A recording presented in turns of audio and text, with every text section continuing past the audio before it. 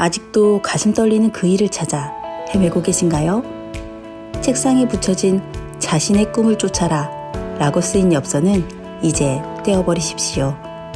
오늘 저는 무모한 열정이 얼마나 우리의 성공을 가로막고 있는지 말씀드리려 합니다.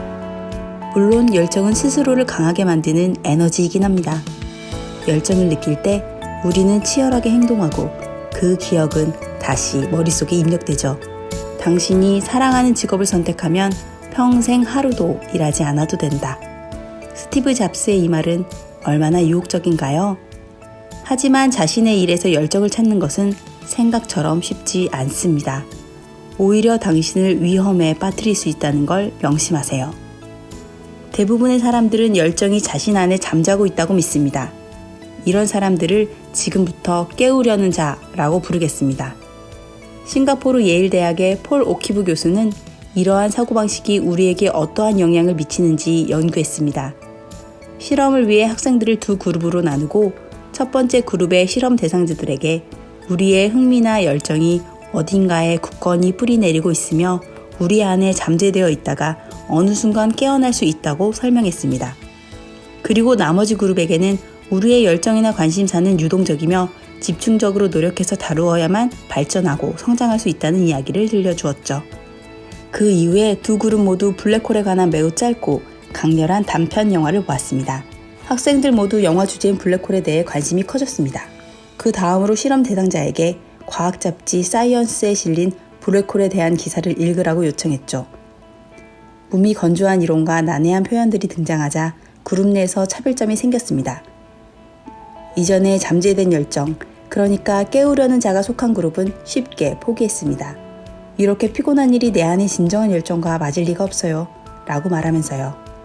반면 열정이란 쌓이고 발전할 수 있다고 배운 그룹은 복잡한 기술 용어가 난무하는 과학 기사를 읽는 것을 쉽게 포기하지 않았습니다. 결과적으로 과학 주제에 대한 그들의 관심이 상당히 높게 유지된 것이죠. 깨우려는 자들은 무언가가 열정적으로 느껴지지 않으면 금세 포기합니다. 어렵게 여겨지거나 성공하지 못하거나 단조로운 일상이 나타나는 순간 지금 그만둘 때가 아닌가 의심하면서 자신의 영혼을 쏟아부을 일이 아니라고 판단해버리죠. 이러한 의식은 널리 퍼져 있으나 잘못되었다는 것을 알아야 합니다. 오키브 교수는 사람들이 대부분 믿고 있는 것과 달리 처음 갖게 되는 흥미와 진정한 열정 사이에는 머나먼 거리가 있다고 말했습니다. 열정은 시간을 필요로 합니다. 열정을 잠재된 어떤 것이라고 믿는 사람들은 그 열정을 불러일으키지 않는 주제나 도전을 더 깊이 들여다보지 않고 쉽게 폐기하려 합니다. 또 이들은 이전에 관심을 두지 않았던 주제를 다루고자 하는 의지가 약합니다. 다시 말해 열정을 깨워야 하는 것으로 이해하는 사람은 눈 가리개를 한 채 계속 탐색하는 것과 같은 것이죠. 그럼 진정으로 열망하는 일은 어떻게 찾아야 하는 것일까요? 우선 작은 불꽃만으로도 기나긴 여정을 시작하기 충분하다는 것을 알아야 합니다. 우리는 다양한 영역에서 열정을 키울 수 있습니다. 이러한 통찰을 통해 전에는 상상할 수조차 없었던 활동 영역을 열게 될 수도 있습니다. 열정은 단순히 발견되는 것이 아니라 느긋하게 형성되고 쌓이는 것입니다. 열정을 키우고 만들어내는 것이 자기 자신이라고 생각한다면 비록 선택한 활동이 지루하거나 노력이 많이 필요하더라도 열정을 고수할 가능성이 커지게 됩니다. 이것은 우리가 익히 들어온 작가 말콤 글래드웰의 1만 시간의 법칙과 연결되며 펜실베니아 대학의 과학자 엔젤라 더크워스가 말한 그릿에 해당합니다. 타고난 재능과 상관없이 성공을 이루는 핵심이 바로 인내와 열정이 혼합된 그릿이라는 것이죠. 다시 말해 일을 시작하며 어려움을 겪으면서도 초심을 잃지 않고 계속 자신의 길을 고집하는 사람들이 결국 높은 위치에 오르게 되는 것입니다. 성공한 사람들의 공통점을 그들의 확실한 열정이라고 말한다면 틀린 답이 될 것입니다. 성공한 사람들의 진정한 공통점은 하던 일을 계속 해낸다는 점입니다. 그 속에서 깊고 진정한 열정이 싹트는 거죠.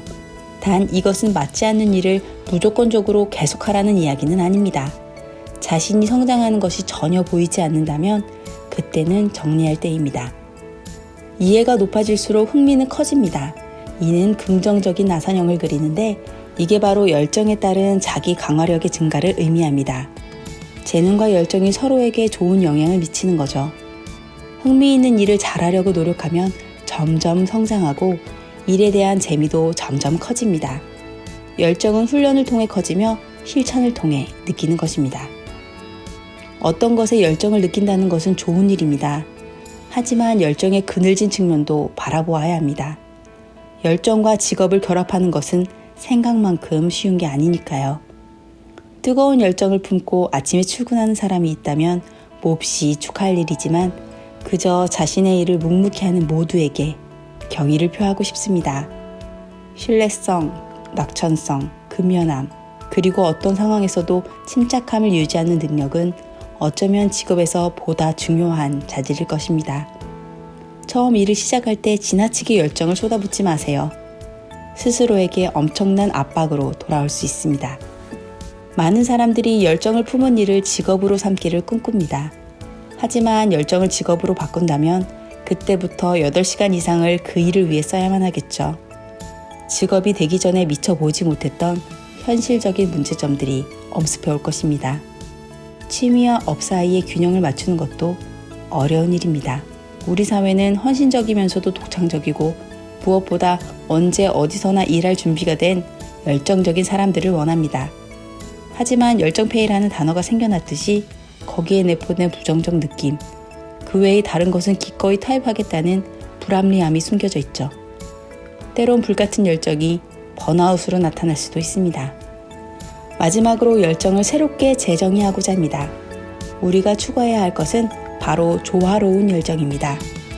열정의 흐름 속으로 빠져들어 시간 가는 줄 모르고 즐길 수 있다면 거기에서 쉼을 얻겠지만 그것이 넘치는 순간을 정확하게 인지하는 것입니다. 자신의 활동을 즐길 여유가 없고 실패에 엄격하며 자신의 행동을 자존감과 지나치게 밀접시키는 강박적인 열정은 자기 자신을 비판하게 만들고 괴로움을 만들어낼 것입니다. 열정에 속아 스스로를 얽매지 말고 조화로움 속에 앞으로 나아가세요. 감사합니다.